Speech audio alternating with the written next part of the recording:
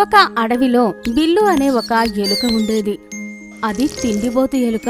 అది ఎప్పుడూ తింటూనే ఉండేది.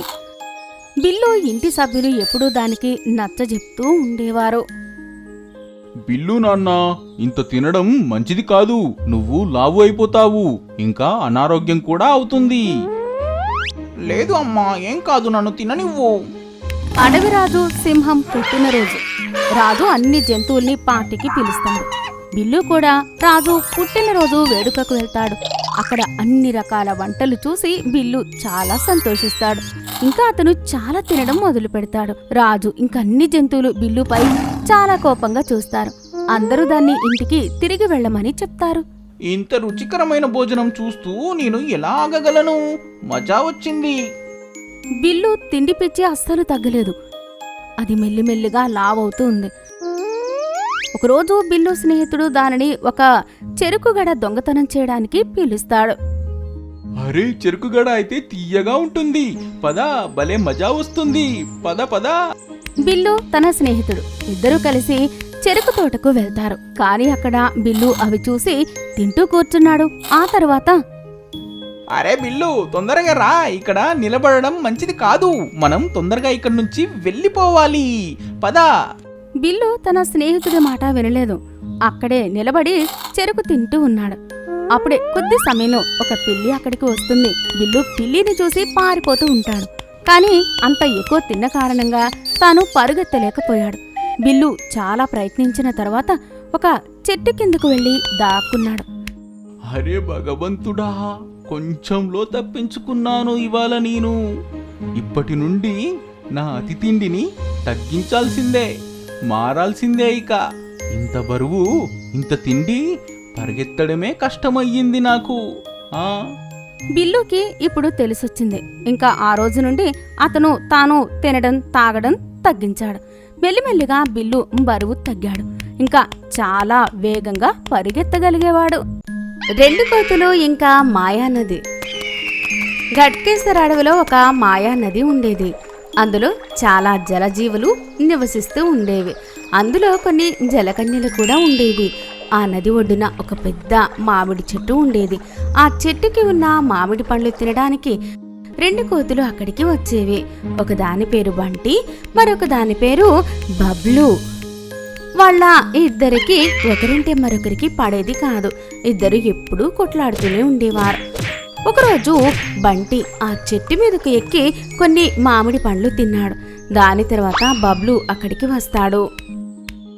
ఈ బంటి అయితే రోజు నాకన్నా ముందే ఇక్కడికి వచ్చి నా భోజనం దొంగిలిస్తున్నాడు. నాకు ఏమీ మిగలడం లేదు. దీని గురించి నేను ఏదో ఒకటి చెయ్యాల్సిందే. ఇలా అనుకొని బబ్లు ఒక ఆలోచన చేస్తాడు.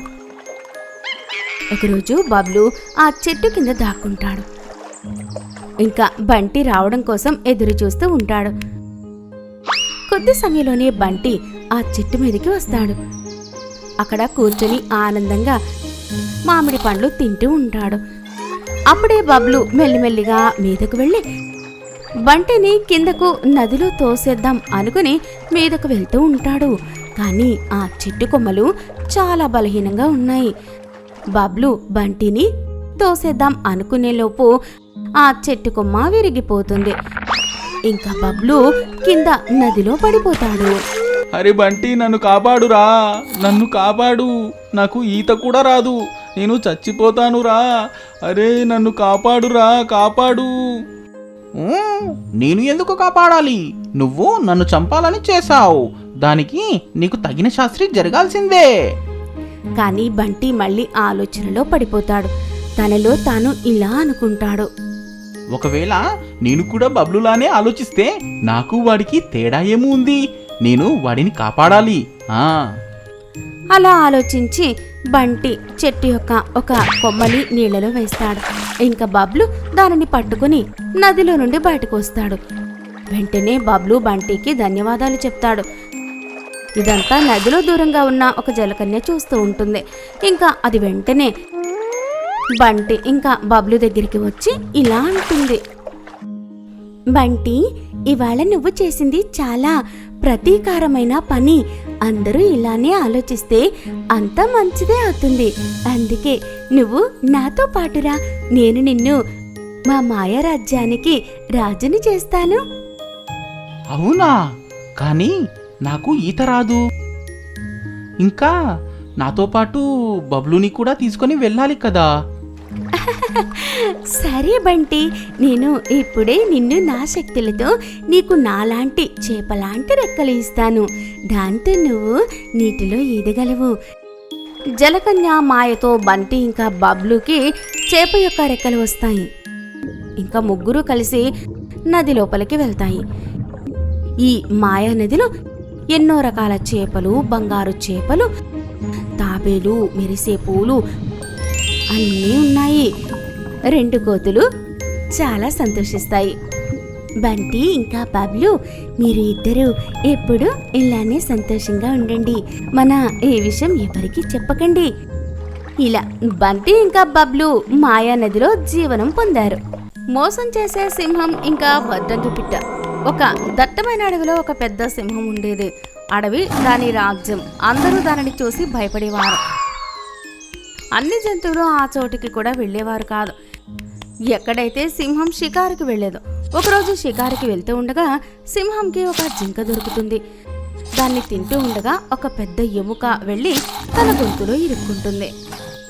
అరే ఇదేంటి? ఈ పెద్ద ఎముక నా గొంతులో ఇరుక్కుపోయింది. ఏం చెయ్యాలి ఇప్పుడు నేను? ఎవరైనా ఉన్నారా? నాకు సహాయం చెయ్యండి, సహాయం. సింహం గట్టిగట్టిగా అరుస్తూ ఉంటుంది. సింహం అరుపులు విని ఒక చెట్టు పైన కూర్చొని ఉన్న వడ్రంగి పిట్ట ఇలా అనుకుంటుంది. అరే ఇది ఏంటి? అడవికి రాజు అయిన సింహం సహాయం కోసం అరుస్తుంది. అనిపిస్తుంది అడవిలో ఏదో జంతువు ఇటువైపుకు వస్తే తినేయాలని చూస్తుందేమో. ఒకవేళ రాజు నిజంగానే సహాయం కోసం అరుస్తున్నాడా? నేను ఎందుకు సహాయం చెయ్యకూడదు? వడ్రంగి పిట్ట సహాయం చేయడానికి సింహం దగ్గరికి వెళ్తుంది. అరే వడ్రంగి పిట్ట, తొందరగా నా గొంతులో నుండి ఎముకని తీయి. తింటూ ఉండగా ఒక ఎముక నా గొంతులో ఇరుక్కుపోయింది. ఓ అదా విషయం రాజుగారు, ఇప్పుడే తీసేస్తాను. కానీ మీరు నాకు ఒక మాట ఇవ్వండి. రేపటి నుండి మీరు ఏ వేటకు వెళ్ళినా అందులో ఒక భాగం నాకు కూడా ఇస్తాను అని. ఆలోచిస్తుంది. ఇంకా ఇలా అంటుంది. సరే కానీ త్వరగా తీయి. సింహం నోరు తెరుస్తుంది. అప్పుడు ఆ వడ్రంగి పిట్ట తన నోరుతో ఆ ఎముకను బయటకు తీస్తుంది. సింహం చాలా సంతోషిస్తుంది. ఎందుకంటే ఇప్పుడు ఆ పెద్ద ఎముక తన గొంతులో లేదు కాబట్టి. మరుసటి రోజు మాట ఇచ్చిన ప్రకారంగా సింహం దగ్గరికి వడ్రంగి పిట్ట వెళ్లి ఇలా అడుగుతుంది. ఇవ్వండి సింహం గారు, నాకు మీరు మాట ఇచ్చారు కదా నిన్న. సింహం రాజు చాలా కోపంగా ఇలా అంటాడు. సంతోషించు, నేను నిన్ను ప్రాణాలతో విడిచిపెట్టాను. నేను సింహం రాజుని. నిన్ను ఇవాళ తినగలను. చెప్పు, ఏమంటావు? వెళ్ళు ఇక్కడి నుండి. ఏ వాటా దొరకదు నీకు. అది వినగానే వడ్రంగి పిట్టకి చాలా కోపం వస్తుంది. అది వేగంగా తన ముక్కుతో సింహం కళ్ళ మీద పొడిచి వెళ్ళిపోతుంది. అరే నువ్వు ఏం చేశావు? నా కళ్ళు పోగొట్టావు. సంతోషించండి, నేను మీ 2 కళ్ళను పొడవలేదు. నేను వెళ్తున్నాను. వడ్రంగి పిట్ట ఇలా అంటుంది. అలా చెప్పి వడ్రంగి పిట్ట అక్కడి నుంచి వెళ్ళిపోతుంది. సింహం సిగ్గుపడుతూ కళ్ళు పట్టుకుని కూర్చుంటుంది. ఒక మేక తన కొడుకు మోనుతో పాటు ఒక అడవి దగ్గర నివసిస్తూ ఉండేది. మోను చాలా అల్లరి చేసేవాడు. అతను తన తల్లి మాట అస్సలు వినేవాడు కాదు. ఒకరోజు మోను తన తల్లితో ఇలా అన్నాడు. అమ్మా, నేను అడవి లోపలికి వెళ్ళనా? లేదు నాన్న, ఇది చాలా తప్పు. ఈ అడవి చాలా ప్రమాదకరమైనది. అడవిలో చాలా ప్రమాదకరమైన జంతువులు ఉంటాయి. నువ్వు ఎప్పుడూ అడవి లోపలికి వెళ్ళకు, సరేనా? మోను తన తల్లి మాటలు వినలేదు. ఇంకా వెళ్తా అని మారం చేస్తూ ఉంటాడు. అమ్మా, నేను తొందరగా తిరిగి వచ్చేస్తాను. నువ్వు భయపడకు. నన్ను అడవిలోనికి వెళ్ళనివ్వు అమ్మా. అమ్మ మోనుకి చాలా నచ్చజెప్పింది. కానీ మోను వినలేదు. ఇంకా అడవి లోపలికి వెళ్తూ ఉంటాడు. అతను అలా వెళ్తూ వెళ్తూ చాలా దూరం వెళ్ళిపోతాడు. చీకటి పడుతూ ఉంటుంది. ఇంకా మోను దారి తప్పిపోతాడు. అరే, నేను ఎక్కడికి వచ్చాను? నేను తిరిగి ఎలా వెళ్ళాలి? నాకు ఏమీ అర్థం కావట్లేదు. నేను ఎక్కడ ఉన్నాను? అమ్మా, అమ్మా. మోను తన తల్లిని గుర్తు చేసుకుంటూ ఉంటాడు.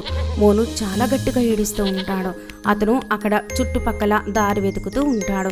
కానీ అతనికి సరైన దారి దొరకలేదు. అప్పుడే మోనుని ఒక గుంటనక్క చూస్తుంది. ఆహా, ఈ మేకపిల్ల అయితే చాలా రుచిగా ఉంటుంది. ఎక్కడ తిరుగుతుంది ఇది?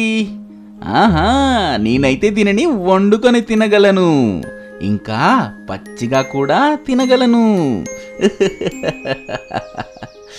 అరే పిచ్చిదానా, ఎక్కడికి వెళ్తున్నావు? ఇంకా నా వల్ల అయితే కాదు, ఇప్పుడే వెళ్ళి దానిని పట్టుకుంటాను. హుషారైన గుంటనక్క మోను దగ్గరికి వస్తుంది. ఇంకా దాంతో మాట్లాడడం మొదలు పెడుతుంది. అరే బాబు, ఎందుకు ఏడుస్తున్నావు? ఏడవకు ఏడవకు, చెప్పు, నేను నీకు ఏదైనా సహాయం చెయ్యగలనా? నేను దారి తప్పిపోయాను, నేను ఇంటికి వెళ్ళాలి. నువ్వు ఏమీ బాధపడకు, నీ నక్క పిన్ని వచ్చేసింది కదా. పద, నా వెనకాలే రా, పద వెళ్దాము. ఆ హుషారైన గుంటనక్క మోనుని తన మాటలతో నమ్మించి దానిని అడవి లోపల తన గుహ దగ్గరికి తీసుకుని వెళ్తుంది. మోనుని అక్కడ చంపి తినేస్తుంది.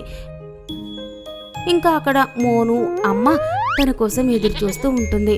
ఇంకా చాలా భయపడిపోతుంది. అందుకే అంటారు, మనం ఎప్పుడు పెద్దవాళ్ల మాటలు వినాలి అని, లేకపోతే మనమే ఇబ్బందిలో పడిపోతాము.